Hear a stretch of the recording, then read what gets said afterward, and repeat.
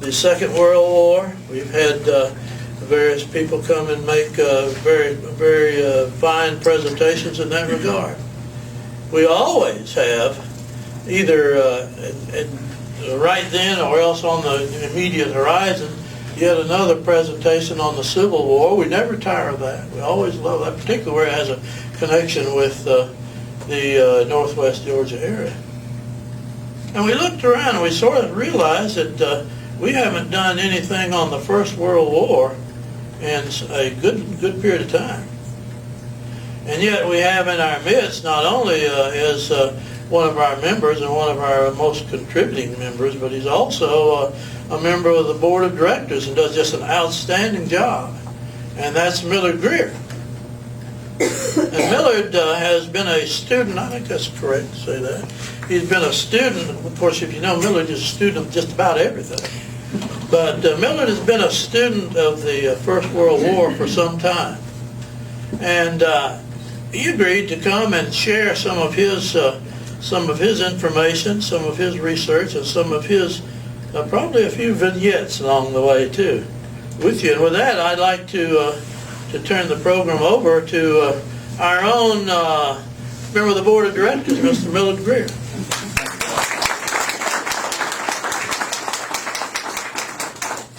Thank you for coming. I didn't think anybody would show up. Tom, I know I'm not, I'm filling in because they couldn't get anybody else for the program, so we know where we stand.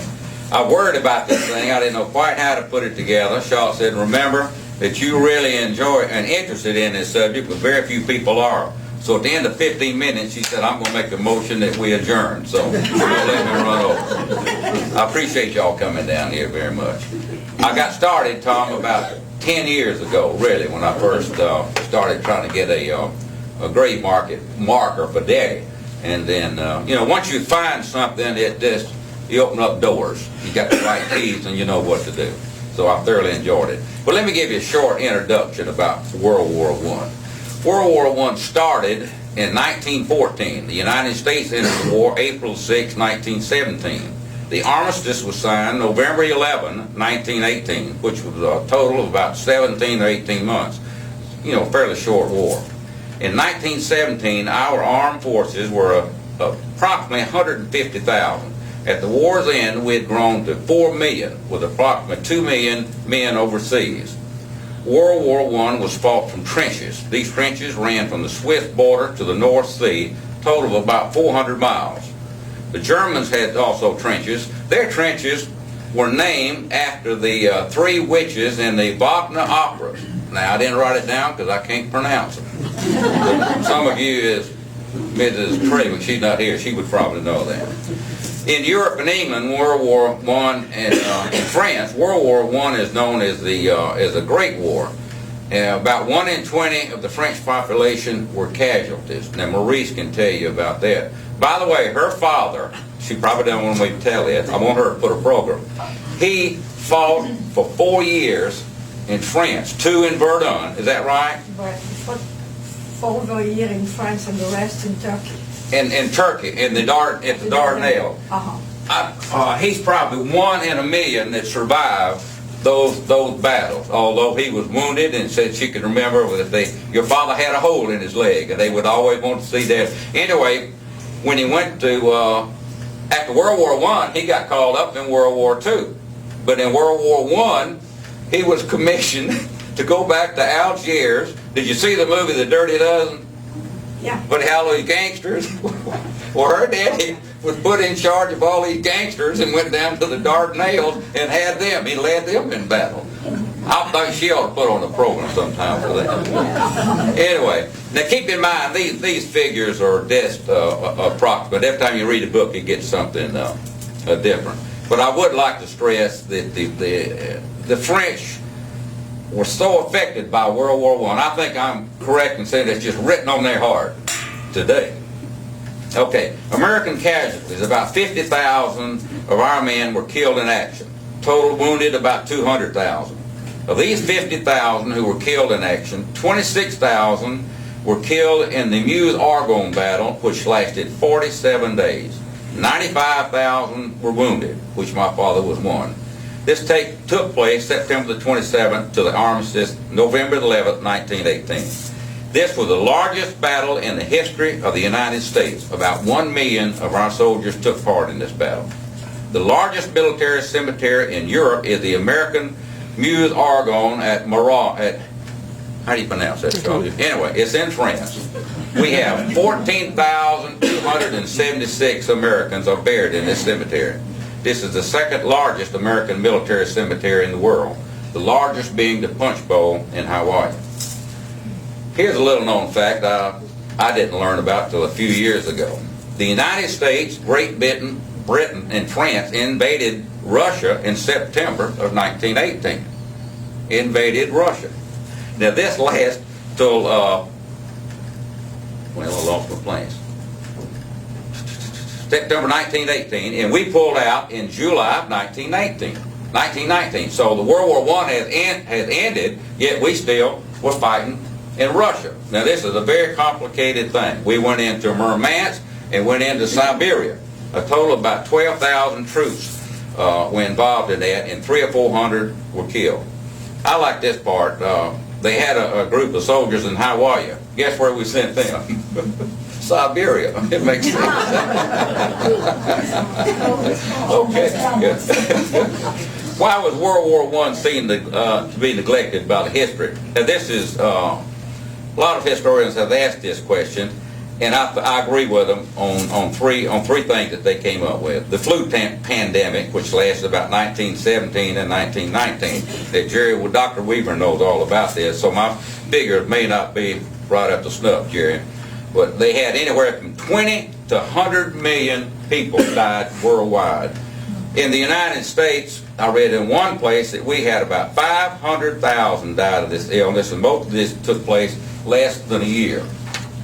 Number two, for just 10 months after the war, that the Great Depression started in 1929.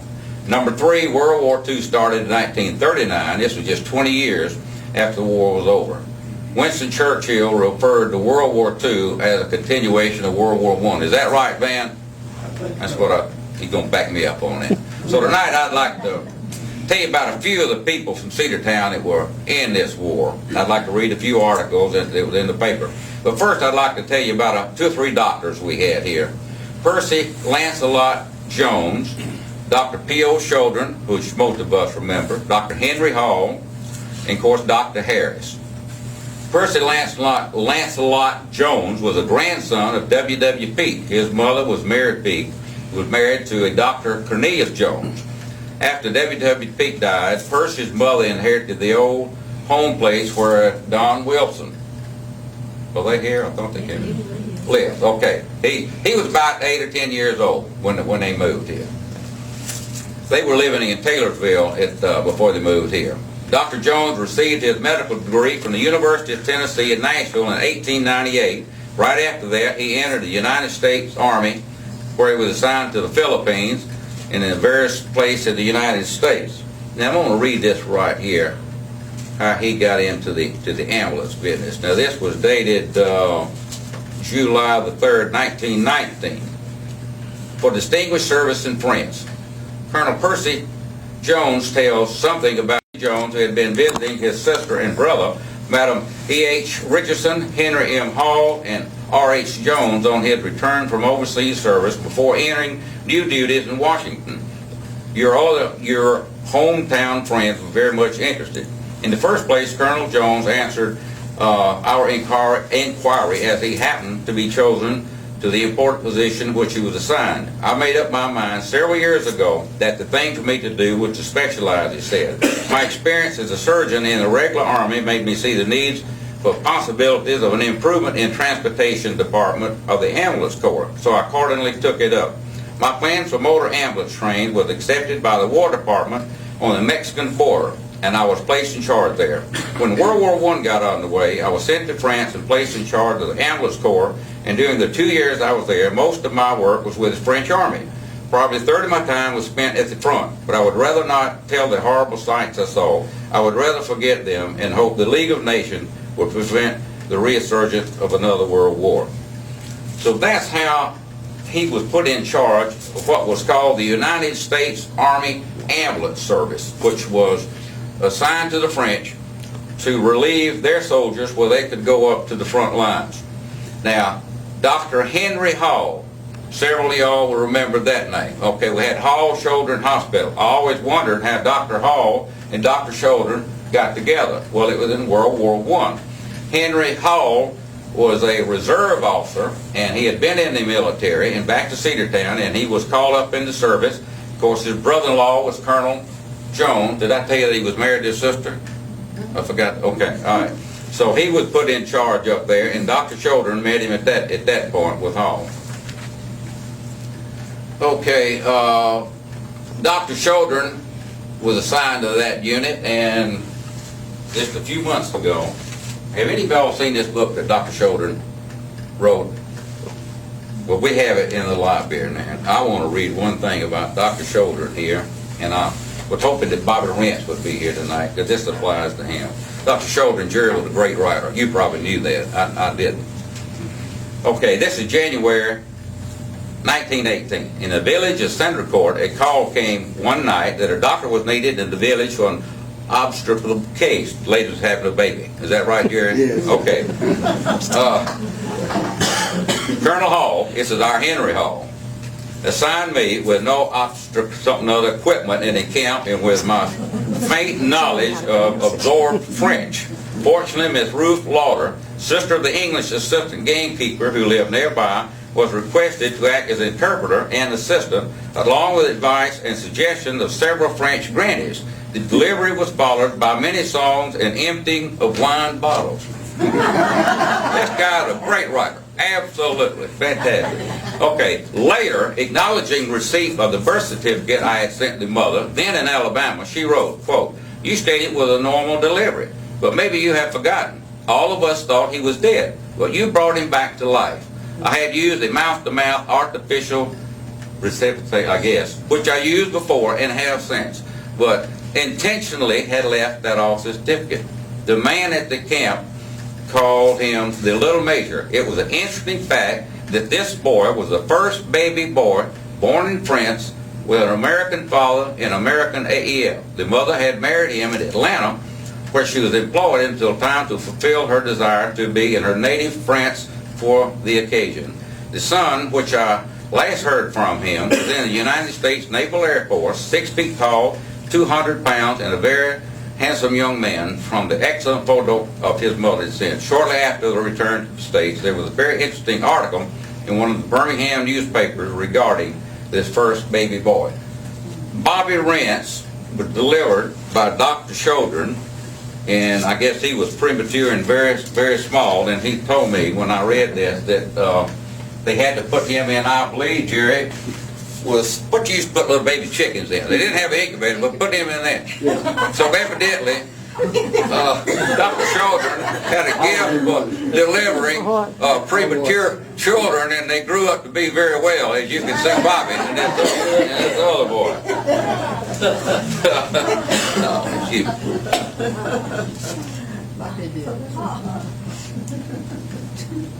Folks, this is not in order, and I hope y'all excuse me for rambling here, but I've got so many of these papers. Right here, this was written June the 21st, 1917, in Cedartown Standard. Going to France, Captain Hall and Lieutenant Hiziel. You know the old Hiziel building? This is Lieutenant Hiziel. Okay. A telegraphic change in orders from the War Department came Thursday to Dr. H.M. Hall, who had been detailed to examine applicants for places in the medical service covering the number of Georgia cities. Saturday, the big camp, so he was changed, orders changed to go there. Now, later on down here, card from Dr. Hall, he's turning over his practice to Doctors E.H. and M.S. Richardson, which one would have been his brother-in-law, because both of these doctors had married two of Dr. Jones' sisters, so they keep it in the family. Dr. Hall came here from, his family was in Columbus, Georgia. They were in the ore mining business, and evidently they did very well. He was educated in private schools in Atlanta and graduated from University of Georgia Medical School. Now here's another letter from Percy Jones to his brother, dated August 29, 1918. My dear Bud, as you will notice in the newspapers this day, things are happening pretty tolerable lately. Believe me, this is some war. We all realize that you people are fighting just as hard as we are. The only difference is that the bombs don't fall quite as close to you. An understatement. Henry, which is Dr. Hall, is now at the front on an inspection trip. Things are looking up for the Allies. They are fighting like hell. It looks strange to go down the fighting line and see Africans, Portuguese, Italians, Chinese, Belgians, French, English, Scotch, Americans, Canadians, New Zealanders, and so forth. We don't all talk the same language. There's a beautiful manifestation of unity throughout. When wounded, they help each other. Always pleasant, sometimes joking, but never grouchy. It certainly is a wonderful lesson. The other day, there were a number of our boys lying dead on stretchers in a deserted house. Some Allied soldiers had gone out and picked up wildflowers put on each man's breast. I think it was French soldiers who did it. Just a little act show what a chord of sympathy is synchronized. Now here's Colonel Hiziel writing a letter back. Do any of y'all remember? I don't remember Hiziel. The band, do y'all remember him? Pete Prop, okay.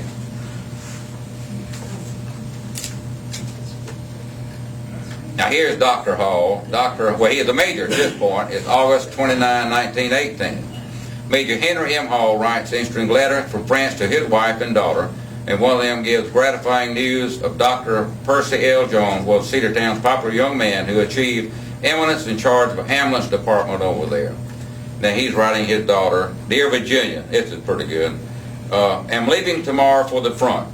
Can't say how long I'll be gone. Maybe a month, maybe longer. But if our boys keep pushing the Boche back, we'll follow them to Berlin. Your mother says you're well, very tall and very thin. Don't let this worry you. Your daddy is always some taller and much thinner than you, and look at him now. I'm getting awfully anxious to see you and all the rest. I hope the war will soon be over. I can come back home to you, and can't wait to get back until the Boche are beaten and celebrate victory here.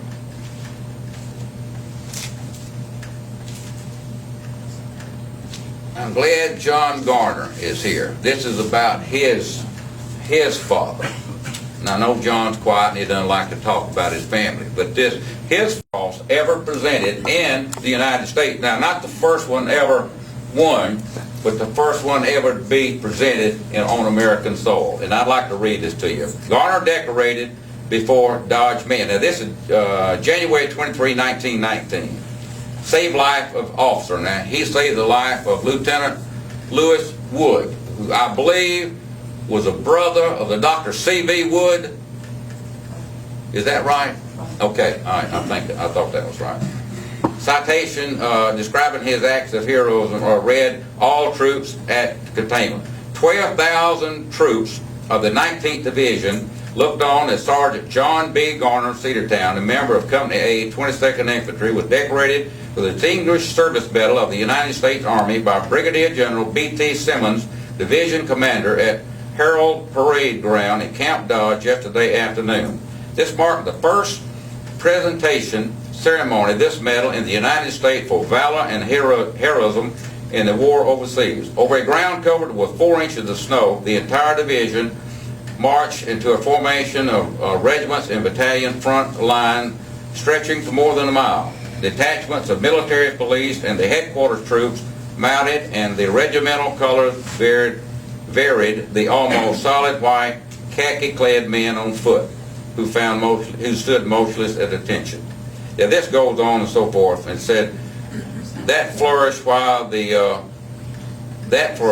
movie clicked busily. General Simmons, bearing the medal and a simple cross of gold presented on a red and white blue overseas service ribbon imprinted on Garner's breast. There was a slight trace of emotion as the sergeant, strapping strong, husky, received the honor. Personal congratulations was offered by the general, who clasped the hand of the man he had decorated.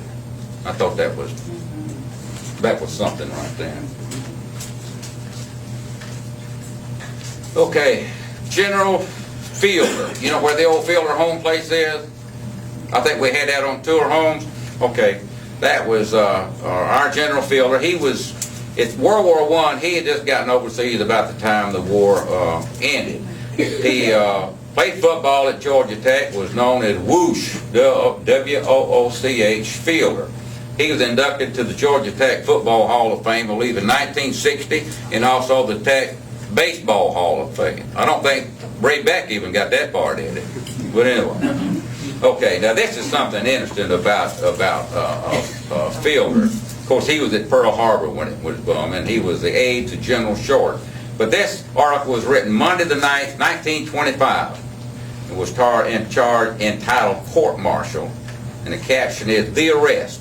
Captain Kendall Fielder of Headquarters Staff in the District of Columbia, early one morning last week, strolled into an apartment building known as the Anchorage and made an arrest. The prisoner was his friend, Colonel William Mitchell. The prison was the District of Columbia, which Colonel Mitchell was ordered not to leave during the period of his court martial. Now that was General Billy Mitchell. Y'all remember the story about that? About how he was court-martialed? Van, you remember that probably, don't you? The pilot blew up some battleships and all, but anyway, Fielder was the one that had to arrest him. All right, General Bullard. His sister was married to Mr. Chapman here, and we have got 2 letters here donated by Mary Lamar Hallam Bradshaw. Y'all remember her?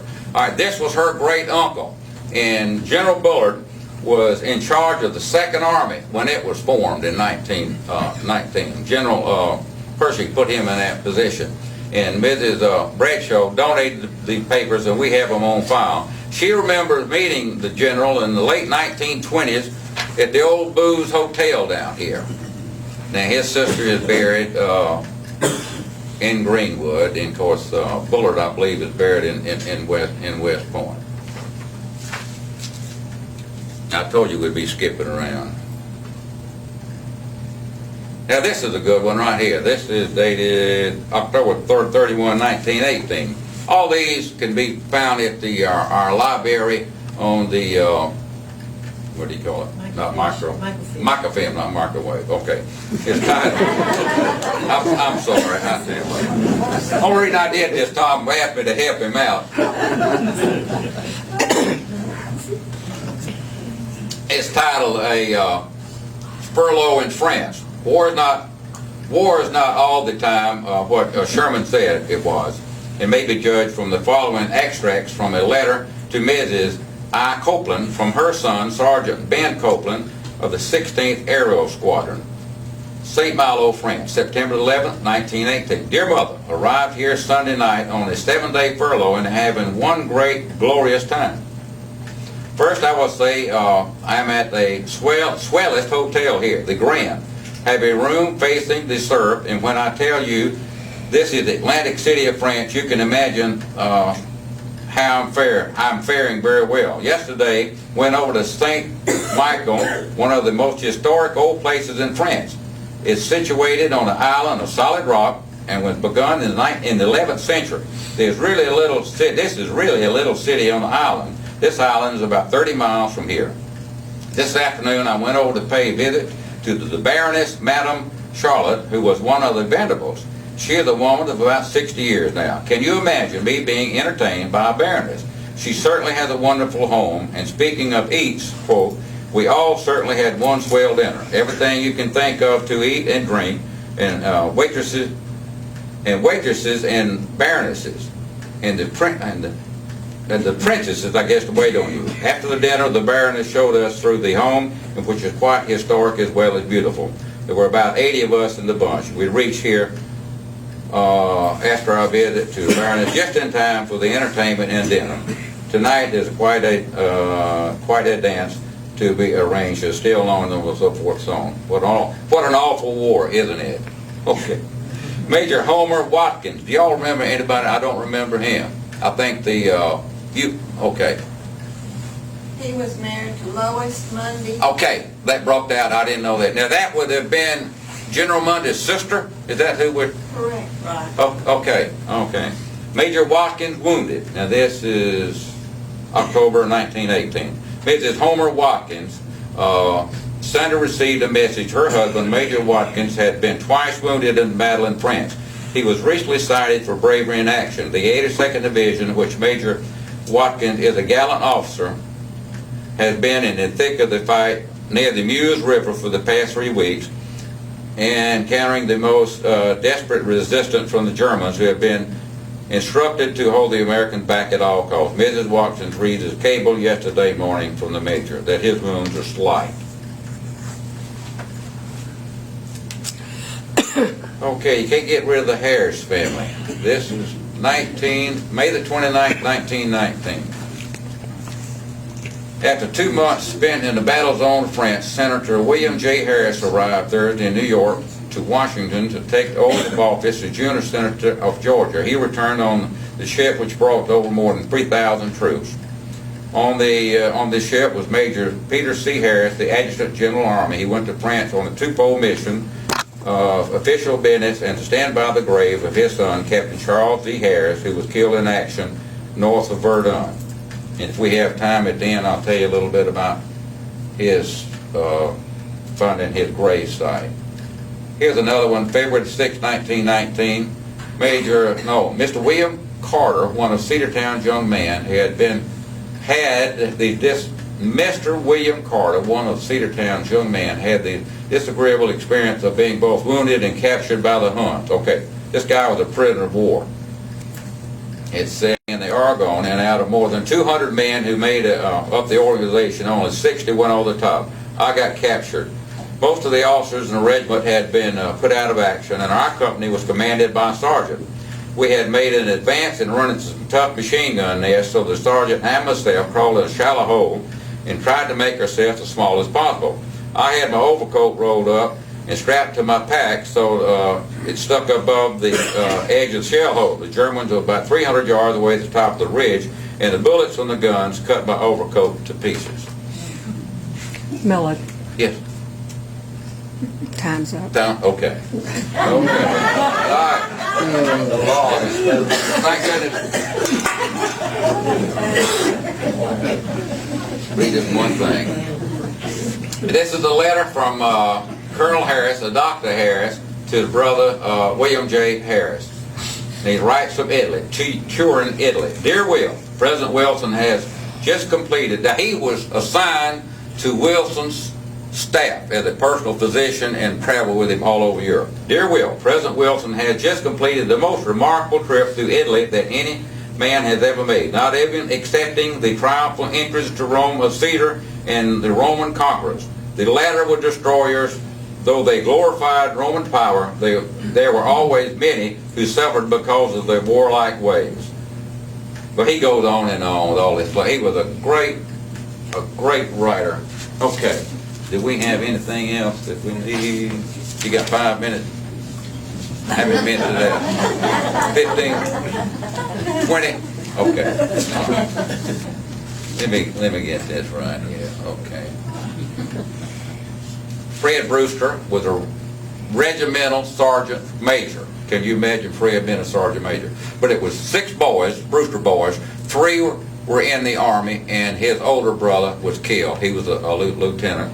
And I've got the story in here. A doctor from Rome, his son was killed. They were together, and the sergeant writes back, and he gives a very sad story about these 3 officers were killed by this blast, and it wounded this boy. And he said, when the shell, he said they were landing at a bank, and when the shell went off, and he said, I was wounded slightly, and I looked over.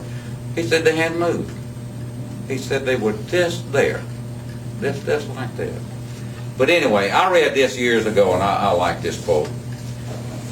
It said, when duty called, we came. When country called, we died. A lot of you men and women answered that call. It went out then, and it goes out today. But I'd like to end on a serious note right here. I read this when some unknown door boy, unnamed, wrote this thing. And it's a quote. I fought in France to make the world safe for democracy. But when I returned home, hell, I couldn't even get a drink.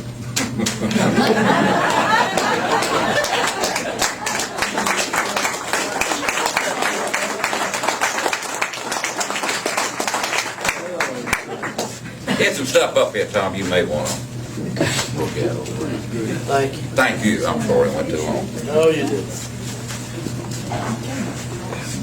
Millard is just such a delightful fellow. It's always interesting, no matter what he's into or what he's saying, and he always has that Millard attitude, and can do, and always very positive.